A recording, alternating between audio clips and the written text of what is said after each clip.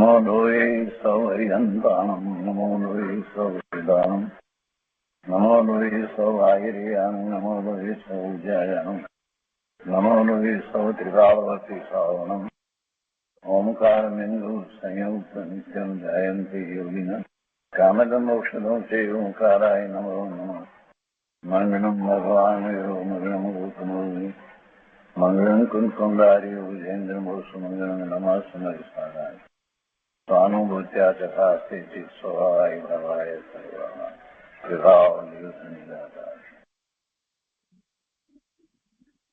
સ્વાનુભૂતિ દર્શન પ્રથમ મૂર્તિ પૂજ્ય બહેન શ્રી ચંપાબેનની સ્વાનુભૂતિ માર્ગ પ્રકાશક તત્વ ચર્ચા સ્વાનુભૂતિ દર્શન એનું સ્વાધ્યાય આપણે કરી રહ્યા છીએ અને એમાં 12 પ્રશ્નો સુધી સ્વાધ્યાય આપણે કર્યો છે. હવે આજે આગળ લઈએ છીએ પુસ્તકમાં પાના નંબર 14. 12મા પ્રશ્ન પછી અહીંયા 13મો પ્રશ્ન છે.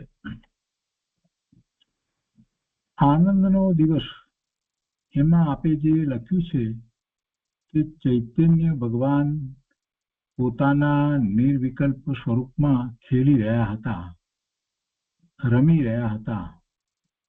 આ વાક્ય તો કોઈ ગજબનું છે. એને બેન્થરીએ વધારે સ્પષ્ટ કર્યું સમાધાનમાં.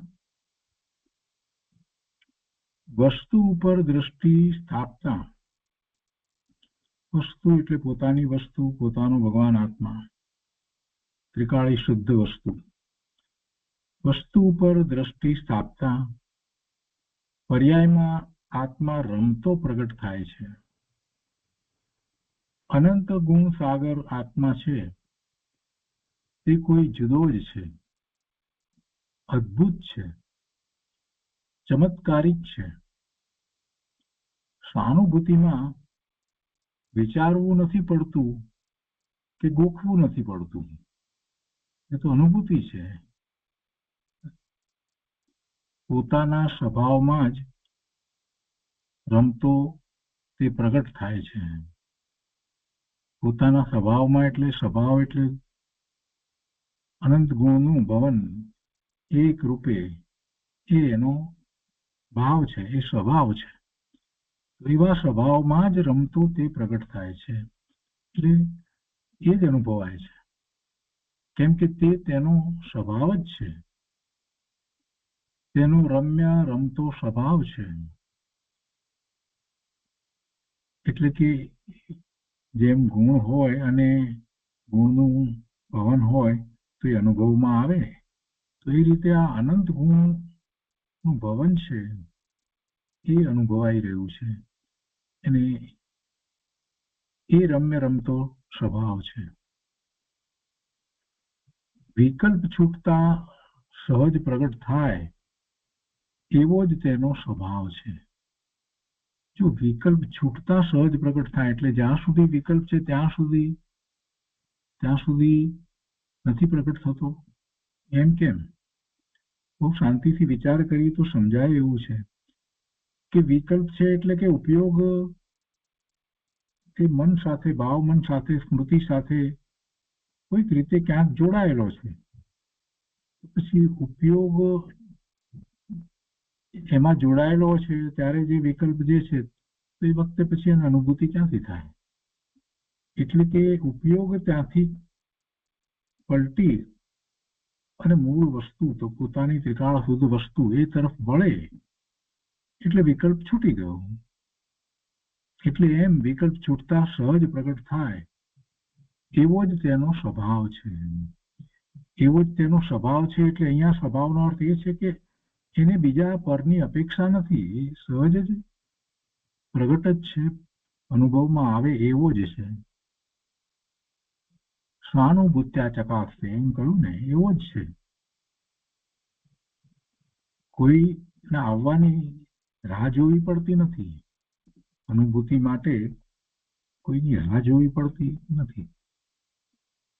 અનંત ગુણ પર્યાયમાં રમવું તે આત્માનો સહજ સ્વભાવ છે. અનંત ગુણ છે અને અનંત ગુણનું ભવન એ પર્યાયો એ એક રૂપે, બધું એક રૂપે છે. કઈ ભેદ પડતો નથી. સમજાવવા માટે ભેદ પાડીને અનંત ગુણ માંથી 47 શક્તિના વર્ણનની અંદર 47 ગુણ સમજાવ્યા. કઈ એ જુદા જુદા પરિણમે છે એમ નથી, બધું એક સાથે પરિણમે છે. દરેકનું પરિણમન જે ગુણ છે એ પ્રમાણે છે, પણ બધું એક સાથે છે. કોઈ ક્રમ નથી હોતો. શરબતનો સ્વાદ લઈએ તો એમાં અનેક પદાર્થો નાખ્યા હોય, એમાં ખાંડ નાખી હોય, લીંબુ નાખ્યું હોય, કેસર નાખ્યું હોય, બદામ પીસીને નાખી હોય, એવા અનેક પદાર્થ નાખ્યા હોય તો એ કઈ ક્રમે એનો સ્વાદ નથી આવતો, એક રૂપ સ્વાદ આવે છે. એવી રીતે અનંત ગુણ પર્યાયમાં રમવું એટલે એને અનુભવવું તે આત્માનો સહજ સ્વભાવ છે.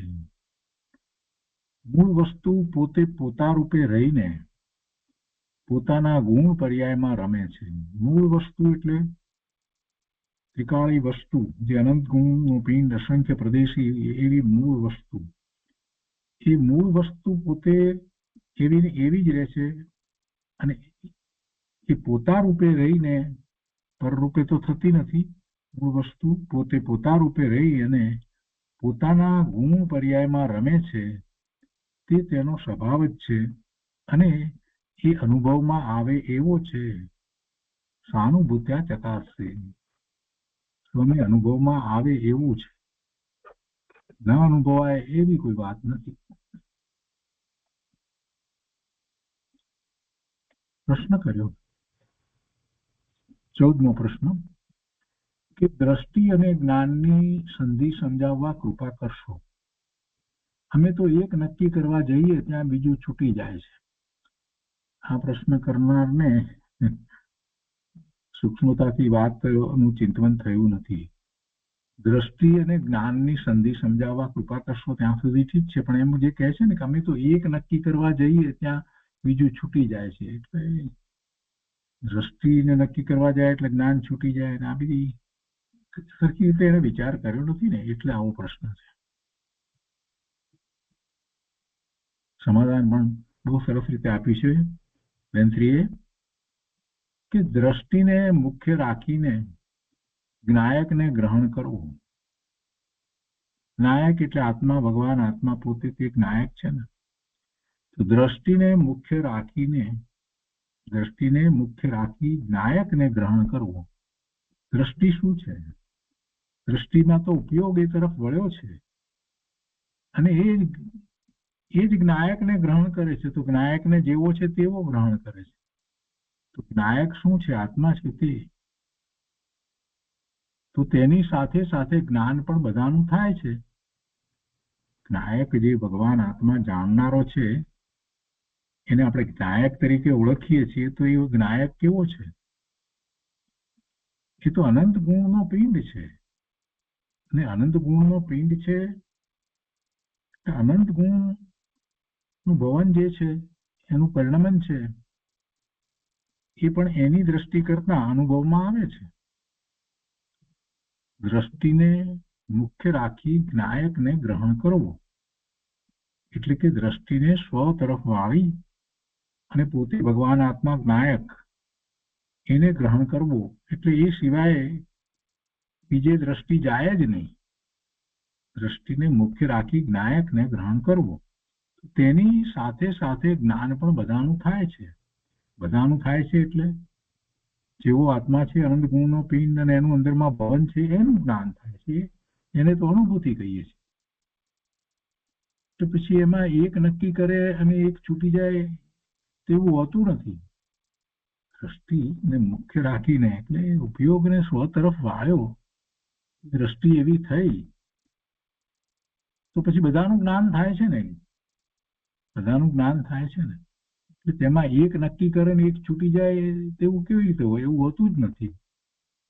પેલા ભાઈ જે કઈ પ્રશ્ન કરે છે એને કંઈક વિચાર જ નથી કર્યો. અમે તો એક નક્કી કરવા જઈએ ત્યાં બીજું છૂટી જાય એટલે શું? દ્રષ્ટિ કોઈ બહારમાં કોઈ વસ્તુ છે અને જ્ઞાન વળી બીજી જગ્યાએ છે?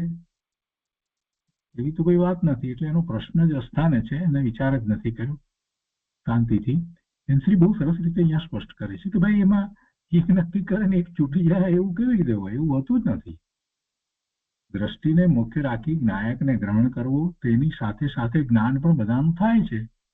દ્રષ્ટિને જ્ઞાન આમ જ છે. નાયક છે ને, એક નાયક છે અને એ તરફ ઉપયોગ વળ્યો છે એટલે એમાં અનુભૂતિ થાય છે, નવી નવી પર્યાય થાય છે. આવું તો વસ્તુ સ્વરૂપ છે. સાધનામાં દ્રષ્ટિ અને જ્ઞાન સાથે હોય છે. દ્રષ્ટિ લક્ષમાં રાખીએ તો જ્ઞાન છૂટી જાય અને જ્ઞાન લક્ષમાં રાખીએ તો દ્રષ્ટિ છૂટી જાય. તેમ બનતું નથી, એમ બને જ નહીં. કેવી રીતે એવું બને? દ્રષ્ટિ ક્યાં કરીએ છીએ? જ્ઞાન સ્વભાવ તરફ તો દ્રષ્ટિ કરીએ છીએ. એ તો ઉપયોગ છે. દ્રષ્ટિ કરવી એટલે શું કરવું? એ તરફ ઉપયોગને વાળવો. ઉપયોગ એ તરફ વળ્યો તો પછી એમાં જ્ઞાન જ થાય છે કે બીજું કંઈ થાય છે? પણ જો એકાંત ગ્રહણ કરે તો સાધના છૂટી જાય. આ બે સાથે જ હોય છે, છતાં પણ એને બીજી રીતે વિચારે છે, કોઈ ખોટી રીતે, તો કે છે કે સાધના છૂટી જાય. નહીતર કઈ એ છૂટી જાય એમ બને નહીં. એકને ગ્રહણ કરીએ બીજું છૂટે, એવી ક્યાં વાત જ છે? જે નાયકને ગ્રહણ કરે એને જ્ઞાનમાં એમ હોય છે કે આ પર્યાય છે. સાધનામાં પર્યાયનું જ્ઞાન હોય છે. સાધનામાં બધી નિર્મળ પર્યાયો પુરુષાર્થપૂર્વક આવે છે. એક પછી એક નિર્મળ પર્યાયો થઈ રહી છે. એ પુરુષાર્થપૂર્વક તો થઈ રહી છે. એ દરેક પર્યાય જે છે એમાં એને જ્ઞાન જ થઈ રહ્યું છે, એટલે અનુભૂતિ જ થઈ રહી છે. દ્રષ્ટિ નાયક તરફ કરી, આત્મા તરફ કરી, નાયક એટલે આત્મા, તો એના તરફ કરી એટલે જે જ્ઞાન થઈ રહ્યું છે એ પોતાનું જ જ્ઞાન થઈ રહ્યું છે. અંદરમાં ભવન ચાલી રહ્યું છે એની જ અનુભૂતિ થઈ રહી છે. એટલે એમ એને નાયકને ગ્રહણ કર્યો અને દ્રષ્ટિ ત્યાં સ્થાપી દીધી. એટલે હવે ઉપયોગ ત્યાંથી ખસતો નથી. તો પછી બધું છૂટી જાય તેમ હોતું નથી. શું કે છે? સંધિની વાત પછી લીધી છે. અહીંયા કહે છે કે જે નાયકને ગ્રહણ કરે તેને જ્ઞાનમાં એમ હોય છે કે આ પર્યાય છે. સાધનામાં પર્યાયનું જ્ઞાન હોય છે. સાધનામાં બધી નિર્મળ પર્યાયો પુરુષાર્થપૂર્વક આવે છે. એટલે જ્યારે એમ ઉપયોગ એ તરફ વાળ્યો છે તો એક પછી એક બધી જે પર્યાયો જે થઈ રહી છે એ પર્યાયો એવા પુરુષાર્થપૂર્વક થાય છે. પુરુષાર્થ શું છે? કે દ્રષ્ટિને સ્વ તરફ વાળી છે, એ પુરુષાર્થ છે. એટલે એવા પુરુષાર્થપૂર્વક એ બધી નિર્મળ પર્યાયો થાય છે, છૂટી જતી નથી. આમ તેની સંધિ છે. એક નાયકને ગ્રહણ કર્યો અને દ્રષ્ટિ ત્યાં સ્થાપી દીધી તો બધું છૂટી જાય તેમ હોતું નથી. પેલું છૂટી જાય એમ પછી કઈ થતું નથી. હા, એમ બને કે બીજા વિકલ્પો વગેરે એ વખતે નથી હોતા, એ છૂટી જાય. દ્રષ્ટિ અને જ્ઞાનની સંધિ થઈ શકે છે. એકને મુખ્ય રાખે અને બીજું ગૌણ રાખે તો સંધિ થઈ શકે છે. એને તો પેલી સંધિ જોઈએ છે કે શું સંધિ, સંબંધ. ભાઈ દ્રષ્ટિને મુખ્ય રાખીએ એમ કરી અને વાત કરીએ તો પણ એમાં જ્ઞાનની વાત આવે છે. એટલે કે છે કે દ્રષ્ટિ અને જ્ઞાનની સંધિ થઈ શકે છે. એકને મુખ્ય રાખે અને બીજું ગૌણ રાખે તો સંધિ થઈ શકે છે. અથવા તો જ્ઞાનને મુખ્ય રાખ્યું, કોઈ પણ રીતે છેવટે એને કરવાનું શું છે, કરવાનું જે છે એ શું છે? એક દાખલાથી વધારે સ્પષ્ટ વાત થાય. ખરબૂચા ઉપર છરી મારીએ કે છરી ઉપર ખરબૂચું પડે, બંનેમાં છેવટે તો કપાય છે તો ખરબૂચું જ. એમ જ થાય છે ને. છરી આમ ઉપરથી ખરબૂચામાં મારીએ કે છરી રાખીને એની ઉપર ખરબૂચું મારીએ, બંનેમાં છેવટે કપાય છે શું? ખરબૂચું જ કપાય છે. એટલે દ્રષ્ટિને મુખ્ય કરીએ એટલે કે ઉપયોગ સ્વ તરફ વાળ્યો તો એની દ્રષ્ટિની મુખ્યતાથી વાત કરીએ તો એ છેવટે થઈ રહ્યું છે તો જ્ઞાન, આત્માનું જ્ઞાન, આત્માના અનંત ગુણોનું ભવન જે ચાલી રહ્યું છે એનું જ્ઞાન જ થઈ રહ્યું છે. અને જ્ઞાનને મુખ્ય કરીએ કે અમને એવું જ્ઞાન થાય છે અનંત, તો એ વખતે શું છે તો કે એ વખતે દ્રષ્ટિ એટલે કે ઉપયોગ એ તરફ વળ્યો છે. જ્યારે અનુભૂતિ થાય છે ત્યારે શું છે તો કે ઉપયોગ સ્વ તરફ છે, ખસતો નથી, બહાર બીજે ક્યાંય જતો નથી. તો જ્ઞાનની મુખ્યતાથી થઈ એટલે દ્રષ્ટિને જ્ઞાનની સંધિ થઈ શકે છે. એકને મુખ્ય રાખે અને બીજાને ગૌણ રાખે તો સંધિ થઈ શકે છે. આ તો સંધિ સમજવા માટે છે, બંને વસ્તુ સાથે છે. નાયકને મુખ્યપણે ગ્રહણ કરે અને પર્યાયનું લક્ષ રાખીને જ્ઞાન કરીને પુરુષાર્થ કરે તો સંધિ થાય છે. જો અહીંયા પર્યાયનું લક્ષ રાખીને જે કહ્યું છે તો એનો અર્થ એ છે કે ત્યારે એને પરિણામ નિર્મળ જ થઈ રહ્યા છે એમ પર્યાયનું એ વખતે બીજા પરિણામ નથી થઈ રહ્યા.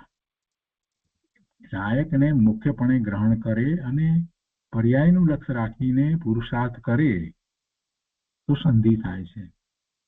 હું તો અનાદિ અનંત શુદ્ધ છું. અંદર શુદ્ધતામાં કાંઈ અશુદ્ધતા બેઠી નથી. અંદર શુદ્ધતામાં કાંઈ અશુદ્ધતા બેઠી નથી. તો પણ પર્યાયમાં અશુદ્ધતા છે, એટલે બહાર જે પ્રગટ પર્યાય છે એમાં અશુદ્ધતા છે, પણ અંદર મૂળ વસ્તુમાં તો અશુદ્ધતા બેઠી નથી. તેથી અંદરમાં સ્વરૂપ તરફની પરિણતિ પ્રગટ કરવાથી પેલી અશુદ્ધતા જે પહેલા હતી ને, જે બહાર પ્રગટ પર્યાયમાં, એ પછી નથી થતી. કેમ કે અંદરમાં સ્વરૂપ તરફની પરિણતિ થઈ એટલે હવે નિર્મળ પરિણતિ થવા માંડી, એટલે નિર્મળ પર્યાય થાય છે. એમ અશુદ્ધતા ટળે છે. અશુદ્ધતા ટળે છે એમ કેવું, એમાં જે અશુદ્ધતા છે એ તો પર્યાય રૂપ છે. વર્તમાન અશુદ્ધતા, મલિનતા જે કહીએ એ તો બધું પર્યાય રૂપે છે ને. દરેક સમયની અશુદ્ધ પર્યાય છે, મલિન પર્યાય છે. હવે જે વખતે ઉપયોગ અંદર સ્વરૂપ તરફ વળ્યો, એ પરિણતિ હવે થઈ, એ તરફ ઉપયોગ વળ્યો, અને હવે જે પર્યાય થઈ રહી છે તો એ પર્યાય નિર્મળ થાય છે. એટલે એમ કહેવાય કે અશુદ્ધતા ટળે છે. એકને ગ્રહણ કરે તો એક છૂટે તેવું નથી, એમ બને નહીં. કેમ કે એક દ્રવ્ય છે અને એક પર્યાય છે. જો બે દ્રવ્ય હોય તો એકને ગ્રહણ કરતા બીજું છૂટી જાય, પણ આ તો એક દ્રવ્ય છે, એક પર્યાય છે. દ્રષ્ટિ એ તરફ કરી એટલે પરિણામ થઈ રહ્યા છે. જ્ઞાનના પરિણામ થઈ રહ્યા છે, જ્ઞાન રૂપે પરિણામ થઈ રહ્યા છે, આનંદ શાંતિ સુખ રૂપે પરિણામ થઈ રહ્યા છે. દ્રવ્યની દ્રષ્ટિ કરે છે એટલે દ્રવ્ય જે છે અને પેલા પરિણામ છે, તો એમાં પછી એમ બને નહીં. બે દ્રવ્ય હોય તો એકને ગ્રહણ કરતા બીજું છૂટી જાય, એકનું લક્ષ કરીએ તો બીજાનું લક્ષ છૂટી જાય. પણ આ તો એકને ગૌણ કરવાનું છે અને એકને મુખ્ય કરવાનું છે. ઉપયોગમાં કોઈ વાર પર્યાયના વિચારો આવે, જો સ્પષ્ટતા મળતી છે ત્યાં બીજી પણ, ઉપયોગમાં કોઈ વાર પર્યાયના વિચાર આવે એટલે પર્યાયનું લક્ષ થાય દ્રવ્યને બદલે, તો પર્યાય જ્ઞાનમાં મુખ્ય થાય. પણ દ્રષ્ટિમાં તો એક દ્રવ્ય જ મુખ્ય છે અને પર્યાય ગૌણ છે. દ્રષ્ટિમાં તો દ્રવ્ય જ મુખ્ય છે, દ્રવ્યનું જ લક્ષ કરે છે, ઉપયોગ એમ જ વળે છે. દ્રષ્ટિમાં તો એ જ છે. દ્રષ્ટિ કરનાર કોણ છે એમ જરાક વિચાર કરે તો ખબર પડે. પોતાનો જ્ઞાનનો ઉપયોગ છે તે દ્રષ્ટિ કરનાર છે, અને દ્રષ્ટિ કોની કરે છે તો એ પોતાના જ્ઞાન સ્વભાવની દ્રષ્ટિ કરે છે. તો પરિણતિ જે થઈ રહી છે એ શું છે? એ પર્યાય છે. તો એ પરિણતિ કેવી થઈ રહી છે? તો જ્ઞાન રૂપે પરિણતિ થઈ રહી છે. એ જ્ઞાન રૂપે પરિણતિ. એ જ્ઞાનમાં શું, શેનું જ્ઞાન, કેવું જ્ઞાન થાય? તો અનુભૂતિ થાય છે, આનંદ સુખ શાંતિની. આખી વાત આ રીતે છે. એમાં દ્રષ્ટિ ને જ્ઞાનનો એને મેળ કેમ ન બેસે? તો સરળ વાત છે, સીધી વાત છે. સમજવા માટે ગૌણ મુખ્ય કરીએ તો પણ મૂળ વસ્તુ તો એની એ જ રહે છે. કેમ કે એ વખતે દ્વૈત નથી, એ વખતે દ્વૈત નથી. અદ્વૈતપણે પોતે એક રૂપ થઈ જાય છે સ્વની સાથે. તો એ રીતે એ 14મા પ્રશ્નનું સમાધાન થયું. એ પછી 15મો પ્રશ્ન છે, પ્રતિજ્ઞા લઈને અહીં કેટલા વર્ષો વીતી ગયા છતાં અંદરમાં કાર્ય થયું નથી, તો આગળ કેમ વધવું? પ્રતિજ્ઞા લઈને અહીં કેટલા વર્ષો વીતી ગયા. કોઈ ત્યાં જતા હતા ને બ્રહ્મચારી બહેન કે કોઈ પ્રતિજ્ઞા તો હતી ને બ્રહ્મચારી લઈ અને ત્યાં બ્રહ્મચારી બહેનો માટેનો કંઈક આશ્રમ જેવું હતું ને. પછી કે પ્રતિજ્ઞા લઈને અહીં કેટલા વર્ષો વીતી ગયા છતાં અંદરમાં કાર્ય થયું નથી, તો આગળ કેમ વધ્યું? પ્રશ્ન મૂક્યો છે. એટલે કોઈને હતાશા ન આવી જાય એ માટે વસ્તુને સારી રીતે સમજવી જોઈએ. ઘણાને એમ થાય કે આટલા બધા શાસ્ત્રોનો અભ્યાસ કર્યો પણ કંઈ થયું નહીં. પણ ભાઈ થયું નથી તો કેવી રીતે થાય છે અને તારી ક્યાં ભૂલ છે એ વાત અહીંયા વેન્સલીએ સમજાવી છે. આ પ્રશ્ન કરનાર જે છે એને જે આવો પ્રશ્ન થયો તો સારી વાત છે કે એને સ્પષ્ટ કરી દીધો, પ્રશ્ન કર્યું. એમને શ્રદ્ધા છોડીને ચાલ્યા ગયા એવું કાંઈ નહીં કર્યું, પણ પ્રશ્ન કર્યો કે અહીંયા અંદરમાં કાર્યની વાત જે ગુરુદેવ કરે છે તે પ્રમાણે કાર્ય થયું નથી, તો હવે આગળ કેમ વધવું? પ્રશ્ન સારો છે. બધાને આનો ઉત્તર જાણવાનું મન થાય. સમાધાન આપતા વેન્સલી કહે છે કે આત્માના હેતુએ પ્રતિજ્ઞા લીધી છે તે સારી વાત છે. પ્રતિજ્ઞા શેને માટે લીધી? કયા હેતુથી લીધી? આત્માના હેતુ, પોતાના આત્માનું કલ્યાણ કરવું છે, પોતાના આત્માની અનુભૂતિ કરવી છે. આ ભવના ભ્રમણથી થાક લાગ્યો છે, હવે વધુ ભવ નથી જોઈતા એવું સમ્યક દર્શન પ્રગટ કરવું છે, એ બધો હેતુ છે. એ આત્માના હેતુએ પ્રતિજ્ઞા લીધી છે તો તે સારી વાત છે, એમાં તો શું ખોટું છે? તેમાં હવે આગળ વધવાનું છે.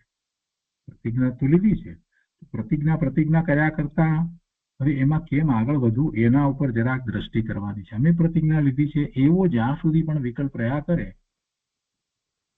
ત્યાં સુધી જેટલું જોર અંદર તરફ જવું જોઈએ, વળવું જોઈએ એવું થાય નહીં. પ્રતિજ્ઞા લીધી છે પછી એને સહજ કરી દેવાય, બરાબર છે. એટલે કે છે કે તેમાં હવે આગળ વધવાનું છે. જે જિજ્ઞાસુ હોય તેની ભાવના કાંઈ નિષ્ફળ થોડી જવાની છે. એટલે તમને આત્માની જિજ્ઞાસા છે અને તમને એની ભાવના છે, એની અનુભૂતિ ની ભાવના છે, સમ્યક દર્શન પ્રગટ કરવાની ભાવના છે, તો તમારો પુરુષાર્થ કાંઈ નિષ્ફળ જવાનો નથી. એ જિજ્ઞાસુ હોય, સાચા જિજ્ઞાસુ મુમુક્ષુ હોય અને તેને અંદરમાંથી એવી ભાવના હોય, તીવ્ર રુચિ હોય, તો જે કંઈ પુરુષાર્થ થાય છે સાચી દિશામાં અને એ પણ ગુરુદેવ અને બેનશ્રીની નિશ્રામાં થઈ રહ્યો હોય, કઈ નિષ્ફળ જાય? નિષ્ફળ ના જાય. જે જિજ્ઞાસુ હોય તેની ભાવના કઈ નિષ્ફળ થોડી જવાની છે, ફળવાની છે, ફળવાની છે. પોતાના આત્માના જે પ્રતિજ્ઞા લીધી છે, પોતાના સ્વરૂપની પ્રાપ્તિ, જે પોતાનું એ જ છે ને કે શુદ્ધ સ્વરૂપ પ્રાપ્ત કરવું, એટલે ધ્યેય તો એ છે. પોતાના આત્માના જે પ્રતિજ્ઞા લીધી છે તેમાં સમ્યક દર્શનનો પુરુષાર્થ થાય એ સારી વાત છે. નહીં તો ઊંડા સંસ્કાર પડે તે પણ લાભનું કારણ છે. સમ્યક દર્શનનો પુરુષાર્થ થાય અને સમ્યક દર્શન પ્રગટે તો બહુ સારી વાત છે. પણ છતાં પણ ધારો કે એવું પ્રગટ સમ્યક દર્શન ન થયું તો પણ ઊંડા સંસ્કાર પડે છે, કેમ કે એનો પુરુષાર્થ તો એ માટેનો જ થઈ રહ્યો છે ને. તો એટલે કહે છે કે નહીં તો ઊંડા સંસ્કાર પડે તે પણ લાભનું કારણ છે. લાભનું કારણ છે એટલા માટે કે ભવિષ્યમાં એનું અનુસંધાન પ્રાપ્ત થશે, બીજા ભાવમાં પણ. જેમને સમ્યક દર્શન થયા છે ને આ ભાવમાં, એ પૂર્વે પણ એવો પુરુષાર્થ કરીને આવ્યા છે. પૂર્વે કેટલાય ભાવમાં કેટલાક તો પુરુષાર્થ કર્યો હોય છે, આ ભાવમાં થયો પણ એ પૂર્વે કરેલો પુરુષાર્થ છે એ કામ કરી રહ્યો છે. એ વાત સમજવા જેવી છે. તિર્યંચને કેવી રીતે સમ્યક દર્શન થાય? તિર્યંચ ક્યાં ગુરુદેવની વાણી સાંભળવા જાય છે? એ શું એનો અર્થ જ એ છે કે પૂર્વે પુરુષાર્થ કર્યો છે એટલે થાય છે. તો એ કેવી રીતે થયો? તો એ વાત અહીંયા બેનશ્રીએ કરી કે ભાઈ ઊંડા સંસ્કાર પડે અને તે પણ લાભનું કારણ છે. એટલે કઈ ચિંતા ના કરો, નાસીપાત થવાની જરૂર નથી, નિરાશા લાવવાની જરૂર નથી. આ જે કરી રહ્યા છો એને કારણે એવા ઊંડા સંસ્કાર પડી રહ્યા છે. શેના સંસ્કાર પડી રહ્યા છે કે આમ પોતે જે કંઈ કરે છે બધું એ મિથ્યાત્વ છે અને એનાથી જુદું ભગવાનની વાણીમાં જે પરમ સત્ય પ્રકાશ્યું છે એ જ પરમ સત્ય છે, એ જ આદરણીય છે, એ જ આશ્રય કરવા લાયક છે. તો એવું પોતાનું સ્વરૂપ, આ બધી વાત જે છે એના જે ચિંતન વગેરે દ્વારા એવા ઊંડા સંસ્કાર પડે તો તે પણ લાભનું કારણ છે. શાસ્ત્રમાં આવે છે કે કરી શકે તો ધ્યાનમય પ્રતિક્રમણ કરજે, અને ન બની શકે તો કર્તવ્ય છે કે શ્રદ્ધા કરજે. શ્રદ્ધામાં ફેરફાર કરીશ નહીં, શ્રદ્ધામાં ફેરફાર કરીશ નહીં. તારી સવિકલ્પ દશાની અંદર જે શ્રદ્ધા છે એ તો સાચા દેવગુરુ શાસ્ત્રની શ્રદ્ધા, એટલે કે સાચા દેવગુરુ શાસ્ત્રની શ્રદ્ધા, એટલે કે જીનેશ્વર ભગવાન સાચા દેવ છે તો એમની દિવ્ય ધ્વનિમાં જે આવ્યું છે તેની શ્રદ્ધા, એટલે કે જે ગુરુ છે તો એ પણ જીનેશ્વર ભગવાનની વાણીમાંથી પરમ સત્યને પામ્યા છે, તો એ જે કઈ ઉપદેશ વગેરે આપે છે તો એમના જે લખાયેલા જે શાસ્ત્રો છે તો એમાં જે વાત છે એની શ્રદ્ધા, શ્રદ્ધા એ શ્રદ્ધાની વાત છે.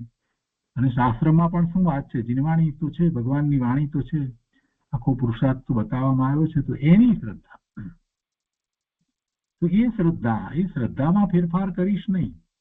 ગમે તે બીજા લોકો કે એ પ્રમાણે શ્રદ્ધા કરીશ નહીં. એવી ઊંધી શ્રદ્ધા કરવા જઈશ તો પ્રભુ ધર્મના નામે તારે જે મિથ્યાત્વ ટાળવું હતું, અનંત કાળનું જે મિથ્યાત્વ ચાલ્યું આવે છે, જે અગૃહિત છે, આ બહુમાં ગૃહિત નથી, જે ચાલ્યું આવે છે તે મિથ્યાત્વ ટાળવામાં જો તું ઊંધી શ્રદ્ધામાં જઈશ તો નવું મિથ્યાત્વ થશે.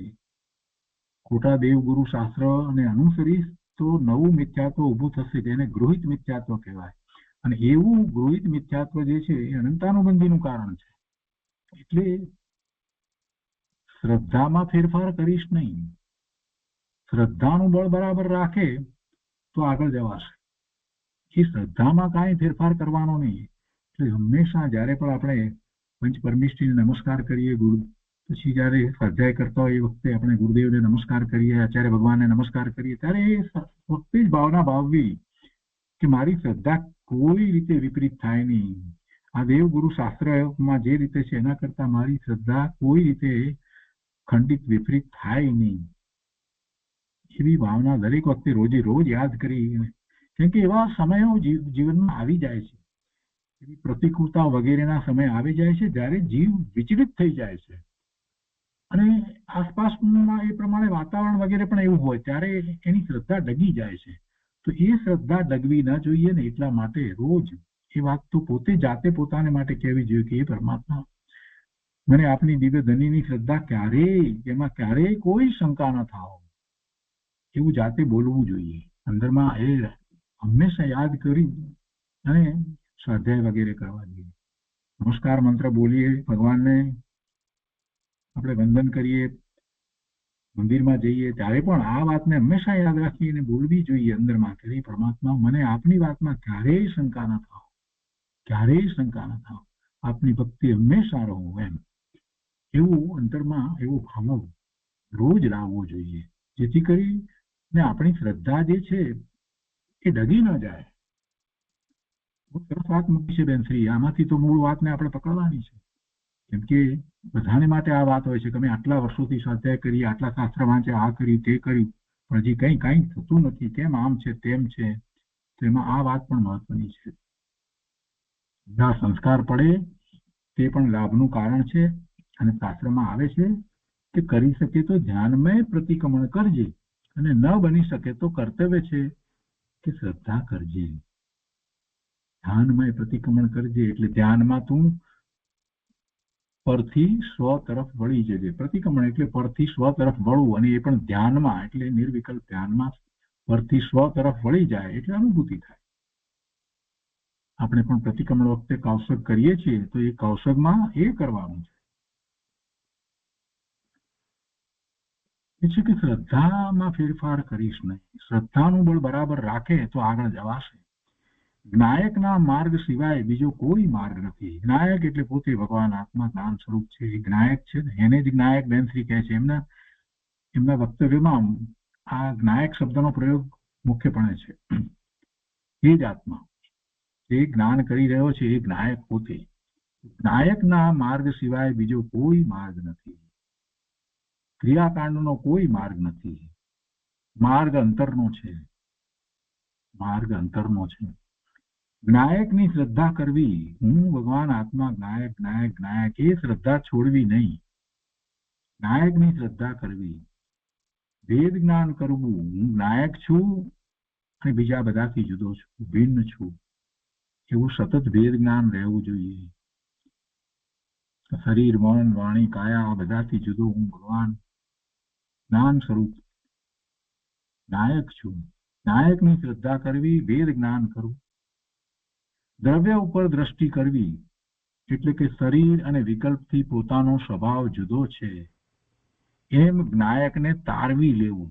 આ શરીર, નોકર્મ, કાર્મણ શરીર, તેજસ શરીર, અને આ મનમાં જે સ્મૃતિમાં પડ્યું છે એની સાથે જોડાતા જે વિકલ્પો થાય અથવા તો પરનું લક્ષ કરતા જે વિકલ્પો થાય, આ બધાથી પોતે જુદો છે. પોતાનો સ્વભાવ, ભાવ, પોતાનો ભાવ એટલે સ્વભાવ, પોતાનો ભાવ જુદો છે. પોતાનો ભાવ તો પોતાના આનંદ ગુણને અનુસરીને છે, એ પોતે છે એમ જ્ઞાયકને તારવી લેવું, જુદો તારવી લેવો, બધાથી જુદો તારવી લેવો.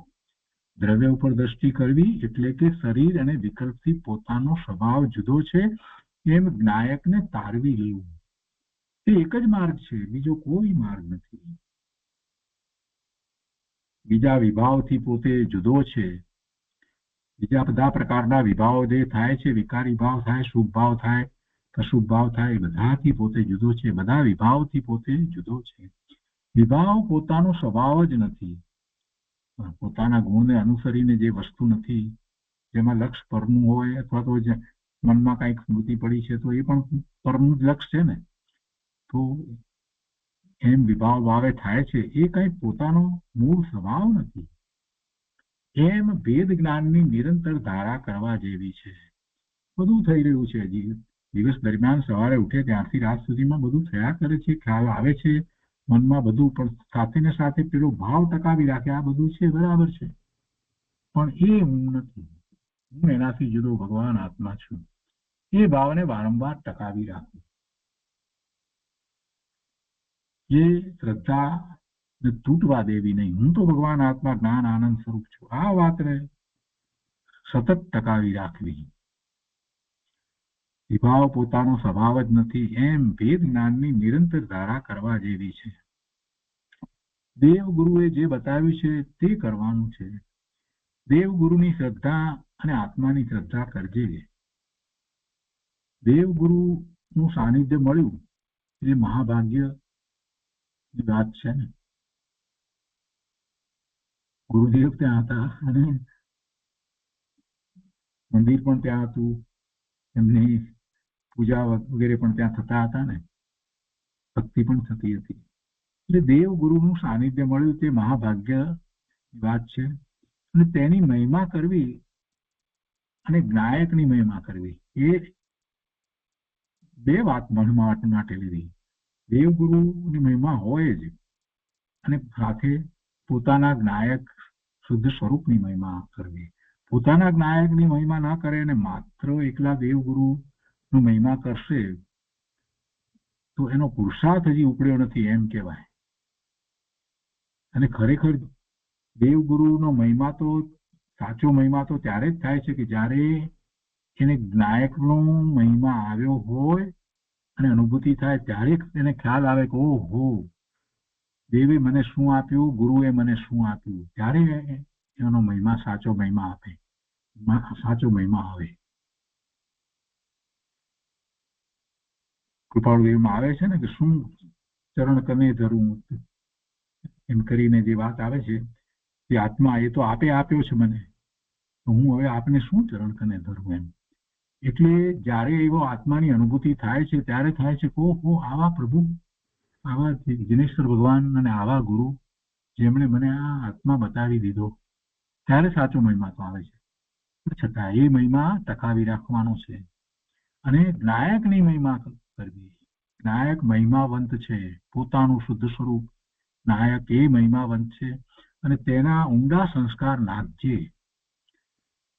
પરિણતિ પ્રગટ થાય તો સારી વાત છે, અનુભૂતિ થાય તો સારી વાત છે, નહીં તો શ્રદ્ધા કર્તવ્ય છે. શ્રદ્ધામાં જરાય ડગીશ નહીં. શ્રદ્ધા કર્તવ્ય છે. અનંતકાળથી નથી કર્યું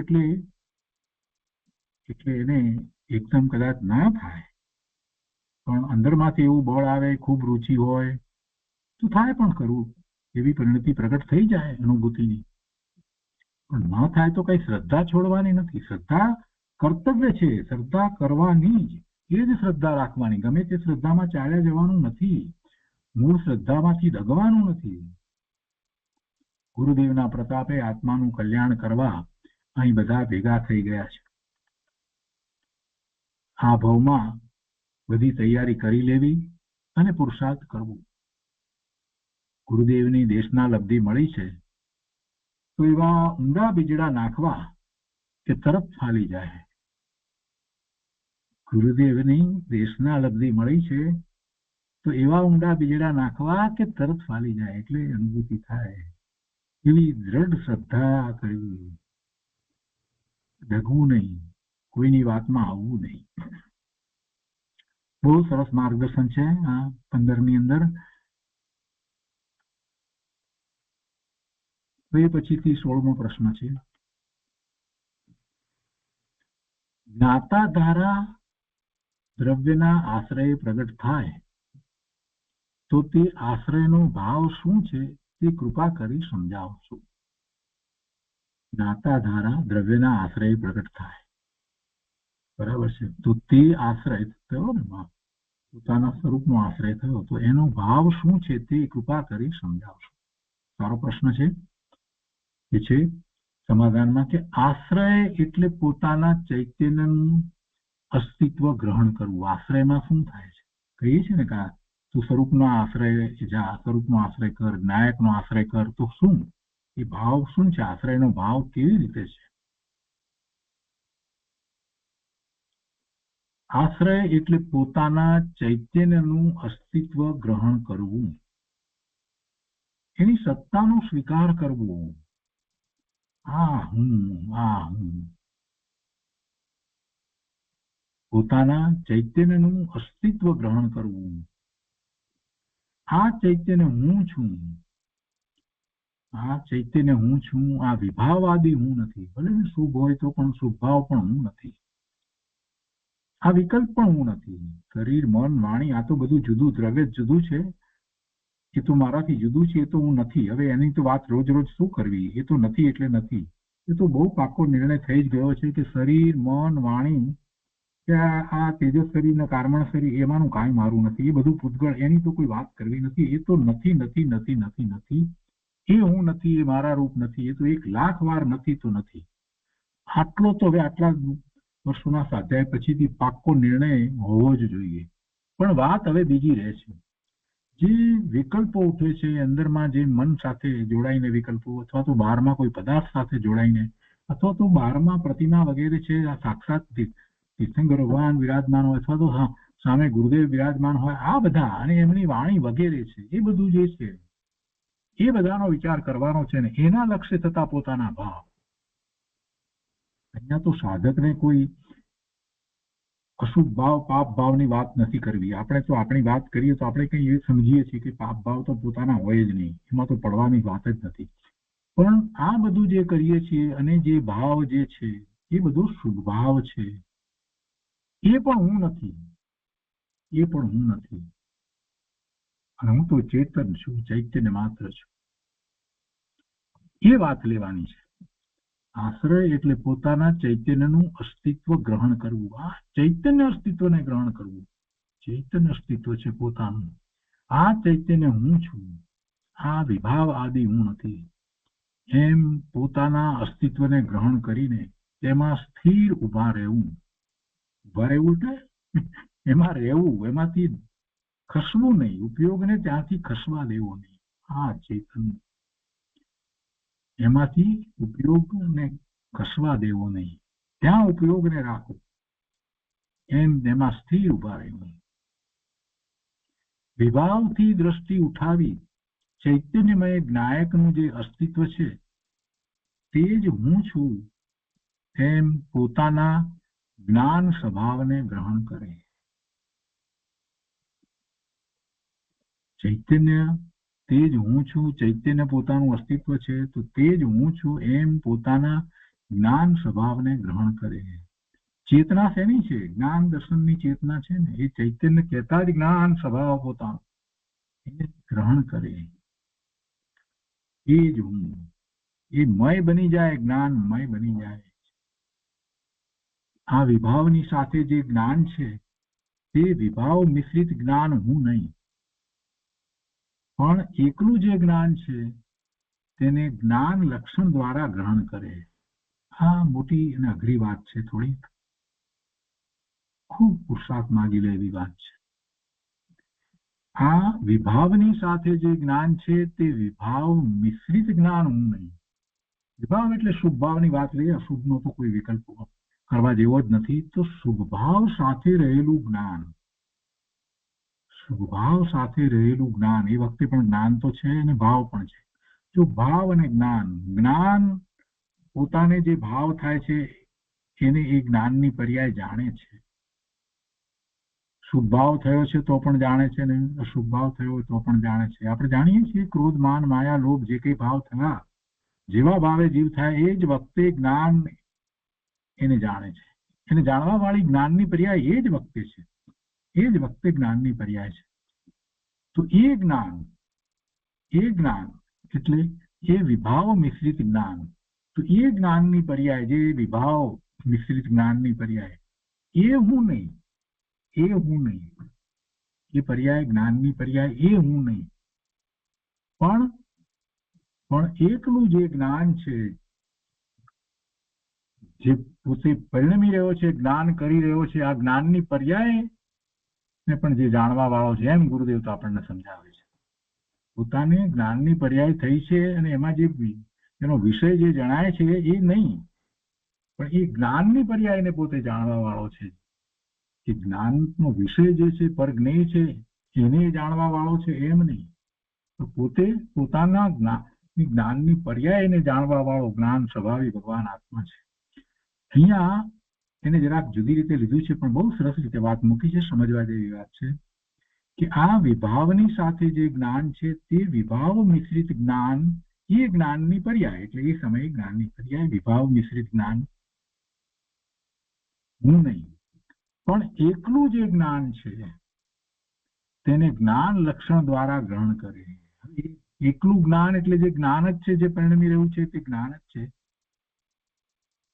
પોતાનું જ્ઞાન ગુણનું પરિણમન જે છે એ જ્ઞાન કે છે કે પણ એકલું જે જ્ઞાન છે તેને જ્ઞાન લક્ષણ દ્વારા ગ્રહણ કરે. એનું લક્ષણ તો, જ્ઞાનનું લક્ષણ તો ઉપયોગ છે. એ ઉપયોગ દ્વારા એ પોતે નાયક તરફ વળી જાય, એ ઉપયોગ દ્વારા પોતે જ્ઞાન સ્વભાવી છે એમ એને ગ્રહણ કરે. પેલું વિભાવ મિશ્રિત જ્ઞાન તે હું નહીં, પણ એકલું જે જ્ઞાન છે તેને જ્ઞાન લક્ષણ દ્વારા ગ્રહણ કરે. જ્ઞાનથી ભરેલું ચૈતન્ય દ્રવ્ય તે જ હું છું એમ પોતાના અસ્તિત્વને ગ્રહણ કરી અને તેમાં દ્રષ્ટિને સ્થાપે. બસ દ્રષ્ટિને ત્યાં સ્થાપે એટલે ઉપયોગ હવે ત્યાં રાખે અને તેમાં લીનતા કરે. જેટલો સમય ત્યાં ને ત્યાં દ્રષ્ટિ સ્થિર રહે એટલી લીનતા છે. આ રીતે તેનું આલંબન દ્રવ્ય જ છે, બીજું કોઈ નથી, બીજું કોઈ આલંબન નથી. જે શુભાવ વગેરે એ કોઈ આલંબન નથી, પર કોઈ આલંબન નથી. ભગવાને અને ગુરુદેવે બતાવ્યું છે કે જે કોઈ મોક્ષે ગયા છે તે બધા આ એક જ ઉપાયે ગયા છે, બીજો કોઈ ઉપાય નથી. વિભાવની પરિણતિ બહારમાં જાય તો વારંવાર ચૈતન્યનું અસ્તિત્વ ગ્રહણ કરે કે નાયક તે હું. એટલે કે વિભાવની પરિણતિ છૂટે, બહારમાં જાય એટલે કે છૂટે, તો વારંવાર ચૈતન્યનું અસ્તિત્વ ગ્રહણ કરે કે નાયક તે હું. એટલે વિભાવની પરિણતિને પકડી રાખી છે ને એ છૂટે, છોડી દે, એટલે એનાથી બહાર નીકળી જાય, એ બહાર જાય, એ પરિણતિ નીકળી જાય. એટલે કેવી રીતે નીકળી જાય પરિણતિ? સ્વનું લક્ષ કરે તો પરિણતિ બદલાઈ જાય છે. અસ્તિત્વ સ્વનું લક્ષ કરવામાં ચૈતન્યનું અસ્તિત્વ ગ્રહણ કરે. આ ચૈતન્ય ભગવાન તે હું, નાયક તે હું. જો પેલી વિભાવ વાળી પરિણતિ આપોઆપ છૂટી ગઈ, બંધ થઈ ગઈ, એ પોતાથી બહાર નીકળી ગઈ. આગળ કહે છે કે જ્ઞાન ગુણ એવો અસાધારણ છે કે તે લક્ષમાં ખ્યાલમાં આવે છે. બીજા કેટલાક ગુણો પણ અસાધારણ છે, પરંતુ તે ખ્યાલમાં આવતા નથી. એ જ્ઞાન દ્વારા જ ખ્યાલ આવે છે. બધા બીજા ગુણો છે ને તે પણ, એટલે એ સીધે સીધા ખ્યાલમાં આવે એમ નથી, એમ કે છે. તેથી જ્ઞાન લક્ષણ મુખ્ય છે. બીજા પદાર્થમાં જાણવાનું લક્ષણ નથી. બહારમાં તો કોઈ એવી વસ્તુ જ નથી આત્મા સિવાય કે જે જ્ઞાન કરતું હોય. એમાં તો કોઈ જાણવાનું લક્ષણ નથી. જાણવાનું લક્ષણ એક આત્મામાં છે. તેથી જાણવાના લક્ષણ ઉપરથી પોતાનું અસ્તિત્વ ગ્રહણ કરે કે આ જાણવાનું જે લક્ષણ છે તે લક્ષણ વાળો હું ચૈતન્ય છું.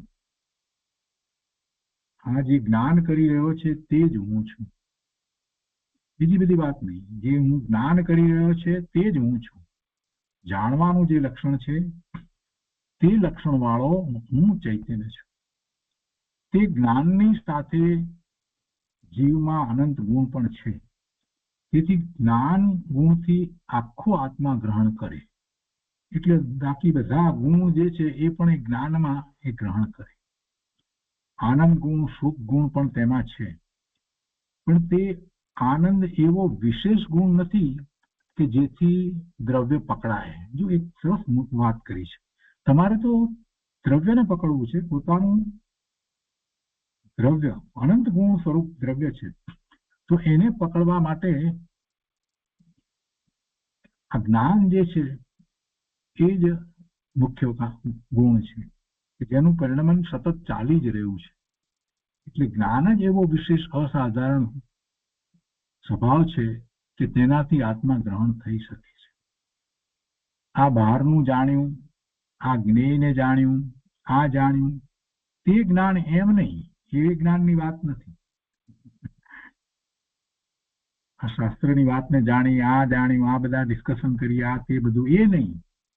અથવા તો આ જ્ઞેયને જાણ્યું, ભગવાનની પ્રતિમા, બહુ સુંદર પ્રતિમા, આ તે બધું આ જાણ્યું, તે જ્ઞાન એમ નહીં. પણ તે જ્ઞાન ક્યાંથી આવે છે?